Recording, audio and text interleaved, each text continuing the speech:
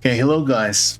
So today I want to show you what I've done in Ableton. I mastered a song I've been working on with my friend Synchronimo Beats. I'm gonna link his YouTube profile in the description so you check him out.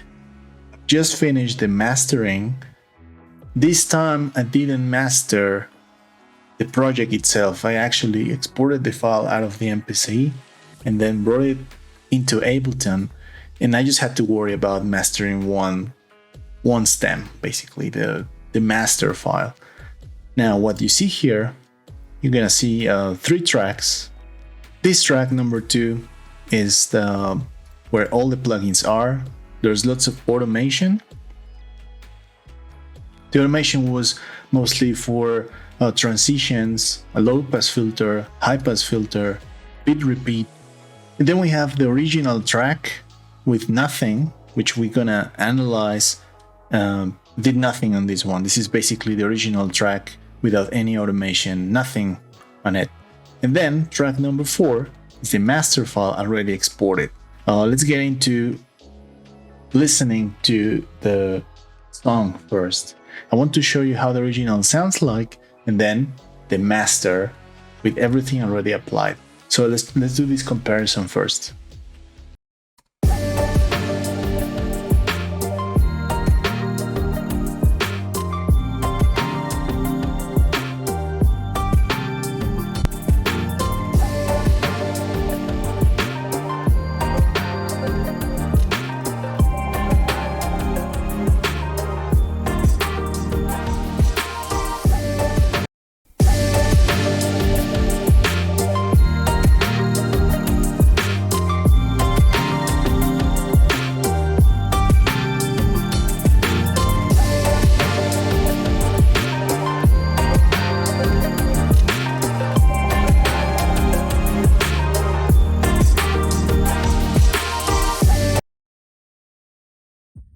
Okay, so now that we've done the before and after, first thing I'd like to ask you is if you notice any difference, what differences you notice, and if it really matters to you, if you feel like it's a different song or the qualities of the song changed. To me, it makes a difference. This was my first thought when I started mastering and working on this, and every time I work on it, if the song is bad, the song is bad. So if you don't like the song or something in the song and it's not your type of thing, well, you're not gonna find this interesting. I know. Beyond that, good mixing and mastering, it's all about making these files and this sound experience something that can be listened in laptop speakers or big speakers or phone speakers. We have to make this as balanced as possible. The first thing I want to show you is how these two compare with each other, and this is why this is the before and after comparison of the file.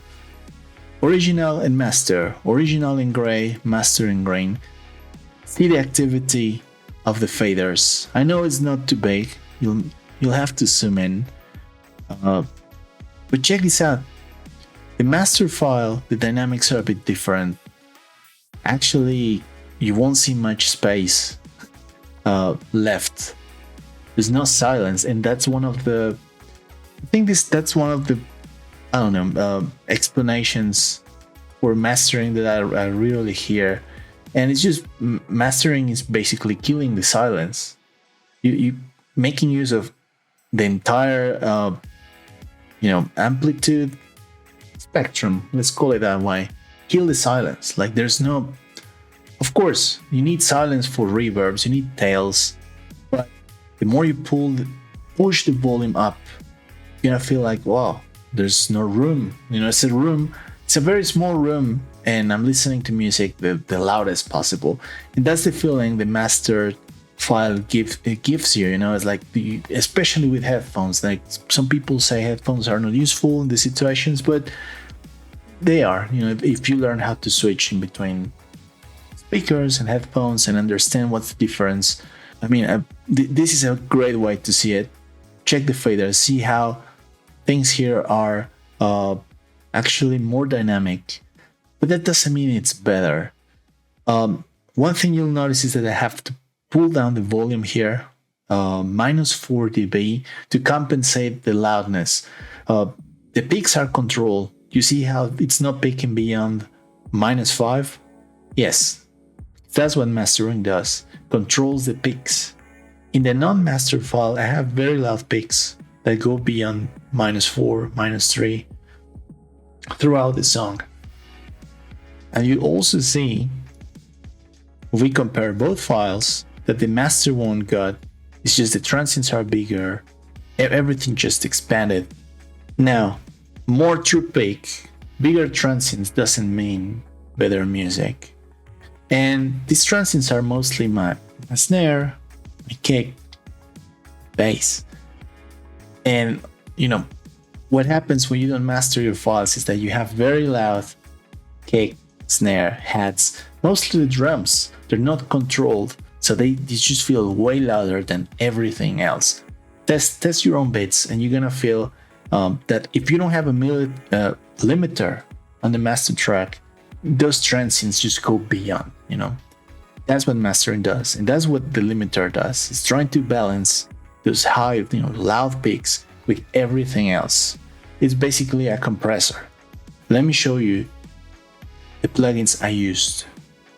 This is the rack with all the plugins I used. Utility is just there to make the bass mono. Everything below to 120 Hertz goes mono. This limiter is just for prevention in case I miss something or there's a transition with too much sound. Well, it's there to catch it, but I don't want too much activity, so I'm limiting this to 3 dB in range. I have OTT there. After this limiter, everything is in order, right? Left to right, and it's important. The order of these plugins is essential. So OTT at 5%, I was trying to boost my highs because OTT does that very well. But I have these hats in this song that are like super present, and OTT wasn't as great as I thought it was gonna be. So I just needed it for 5%. Tape from Softtube is there to generate harmonics, especially in the lows. Very nice plugin. It works very well. Pro Q3 is basically preventing that some harmonics in my mids and top end go too high. So I place this for safety purposes, here as it is. And I think this is what I recommend just before getting into boosting levels. Try to attenuate and balance those frequencies that go beyond the average. The average for Pro Q3 is basically this horizontal line. Every time I'm mixing and mastering, I try to see how frequencies go beyond this horizontal reference, and it's always helpful. As you can see, there's a trend. Maybe here is where things start getting a bit, bassy. But later we're gonna try to fight that with other plugins. So Pro Q3. After that, I have the Vintage EQ. There's a preset I love called Increase Lows and Highs. Makes the bottom end, top end like higher in volume. And I had to attenuate some of these values because my track didn't need that much of a boost. The boost was needed on the highs, but not in other areas of the spectrum. So it's great to mess with the presets. It's good to do that and then try to control it. No, the preset won't always solve the problem, and it depends on what you actually have on the track. The high cut is for controlling the hats. After that, I have also an imager. I divide the spectrum in 4 bands and then pull down stereo stuff. I always go hard on this while producing. I like adding stereo effects, but I usually go beyond. And that's on purpose because later you can do this. Drag down these 4 faders, and you can actually try to boost some areas that might need a little bit more stereo. Usually this is my favorite stereo area, so I boosted it a little bit, 3.8. Everything else went down. After I have Soothe, I made a video about it. I love this plugin, it's amazing. Especially this preset. You can see that a very nice curve, spectrum curve, already set for mid and side. As you push the depth up, you're gonna see how some harmonics are being controlled. This is good enough for me. I don't like more than this. It could kill the dynamics of your song very badly. All those little mistakes we made before and we couldn't control, well, this plugin is amazing. It's reading everything in real time. Pro C2 after is for controlling the sub. And yeah, like depends what you have in there. Sub frequencies, low frequencies sometimes need to be pushed down very fast. You want dynamics in that area as well. This is gonna help. Pro C2, I started with the preset called bass control, and then I started messing with the threshold to kind of get the reduction I wanted. And I was always paying attention to this thingy. The visual reference of how it's it compressing and how's the release of the compressor acting. If this was just a quick peak with not much of a tail, well, I'm pretty sure that we changed the sound of this song, but this type of compression was good. I liked it. After that, I have Saturn 2 with the Magic Mastering preset. It's a preset I use whenever my song is open enough, like when I feel like I've done well enough before this step in terms of mixing. If my mix is a bit poor and I haven't made enough space in these areas, the high mids, mid highs or high mids, and the top end. If I don't have much noise there, I would use a different preset to boost those areas. But in this case, I needed to control my bass and just general harmonics for mid and side, and everything after what frequency is this? 110 hertz basically. So it's just generating healthy harmonics, mid-side control. A very nice preset. Now we have ozone dynamics. I always do the same. I start with a preset that divides the bands in a way I consider it suits my song, and then I play with compressors and limiters. This is for my drums. My original file has very loud drums, so these dynamics, Ozone 9 dynamics, is trying to control them. You have to see the activity here. This is essential. Not much compression, nothing continuous, nothing should be pushed down abruptly or very continuously. It's just for catching peaks and helping the limiter later on do its job nicely without much complication. After that one, I have Spiff. With this plugin, it's for mouth clicks, and basically all the noise that comes from hats, high frequencies, it's been reduced here in a very tiny way. So very good. I use a preset called Gentle Transient Rounding, and it does the job. I really like it. Always there after saturation, after you pushed up the volume to control that, and probably if once you get to this stage and you started pushing up things, and once you added this Saturn 2 and things start getting more saturated and loud, you're gonna need to control your snare. This is something I do just before the limiter. Is Ozone 9 Spectral Shaper, and what this does is basically pushing down frequencies from 1K to 7K in mono. Make sure the snare is not too loud, too sparkly, too present. You don't want the snare to be the only thing people hear, and they're listening to your music from the distance, and it's like, oh, the only thing I can hear is the hats or the vocals. There's always something you hear when the music is being played from far, from probably, for example, you're at a concert and the only thing you hear from far away, from very long distance, what is it? It could be the snare, but if you do this right, you're gonna push this down, and the snare won't be as present. So yeah, it's important. So pushing down, especially after saturation. And just to finish, I have the Pro limiter, Pro L2 from FabFilter doing its job. 9.4 gain. I needed lots of gain to balance things out, but you know how it is, like the limiter is just pushing down things and trying to bring up the pads, all the mids, all the instruments, kick, snare, bass, very loud but controlled, and then you have everything else in average just below.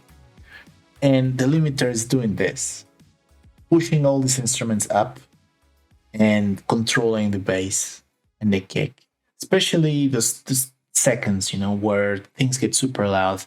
You can see the limiter here acting a -4. It's dynamic. This should be dynamic. If you say your limiter doing this and then very slowly coming up, that's really bad. It's gonna kill the song. There's too many elements being pushed down.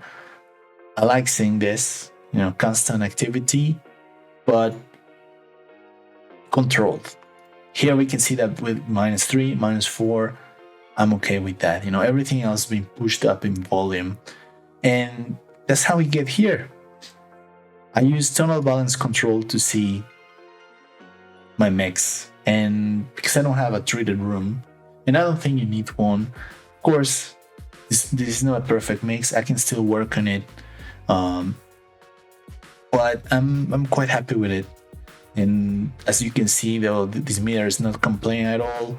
I could probably do something with my hats that are very, very bright.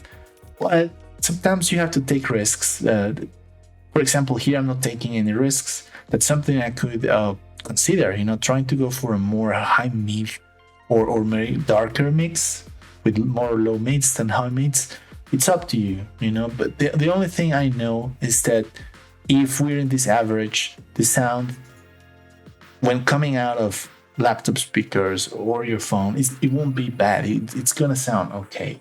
And you have to monitor your track and make sure you kind of play all the different sections, because sometimes we have interludes and we have sections where some instruments do one thing and never again, and that one thing could be super loud or at a bad volume or whatever. So yeah, that's mixing. But when it comes to mastering, I think we've done pretty good to this point.